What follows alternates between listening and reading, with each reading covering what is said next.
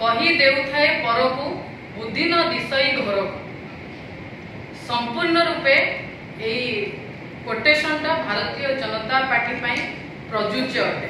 कौन कहि आज जितेबाला भारतीय जनता पार्टी राज्य सभानेत्री ऐश्वर्या विश्वाल तांकर आज प्रेस बाइट रखी कौन प्रेस बाइट रखी जितेबाला ओडिशा रे आज चहल पकई मद मृत्यु सेतबेले बिजु जनता दलर विधायक माने विधानसभा भितर गणतांत्रिक पद्धति जो भली भाव में आज स्वर उत्तोलन करथिले एवं अबकारी मंत्री इस्तीफा दाबी करथिले सेतबेले बाचस्पति श्रीमती सुरमा पाड़ी कोटी असम्मान हेछि बोली जेतबेले ऐश्वर्या विषयता अभियोग आनिचंती से अभियोग संपूर्ण रूपे भित्तिहीन आमे कहबाकू चाहूछु।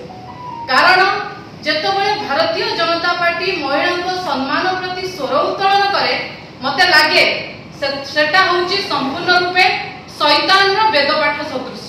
कोन पाई आपण मानकर मने थिबो ओडिसा रो इतिहास रे गोटे कलंकित अध्याय पूर्व सरकार लेखा जाइछि। कोन कलंकित अध्याय जेतबेले पूर्व सरकार नवीन बाबू को सरकार बिजु जनता दल सरकार ओडिसा गोटे स्वर्णिम अध्याय लेखिबाकू जाइथिला।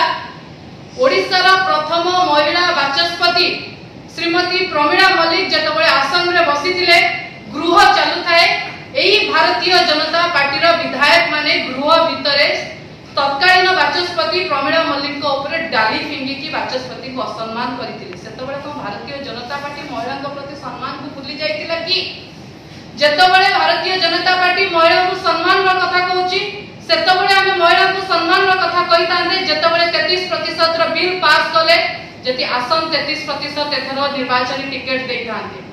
भारतीय जनता पार्टी सांसद एवं विधायक जगह रे केतोटी सीट महिला को देइथिला केते प्रतिशत महिला को देइथिला। आज जदि विधानसभा रे देखिबा भारतीय जनता पार्टी रे 51टा सीट रु 5टी महिला आले बिजु जनता 81टा सीट रु 5टी महिला आले बिजु जनता दल रे 51टा सीट रु 5टी महिला। जदि निर्वाचन टिकेट लड़िबा में देखिबा बिजु जनता दल रो अधिक सीट दिया जाइछला संसद क्षेत्र रे 33% महिला को भी दिया जाइछला।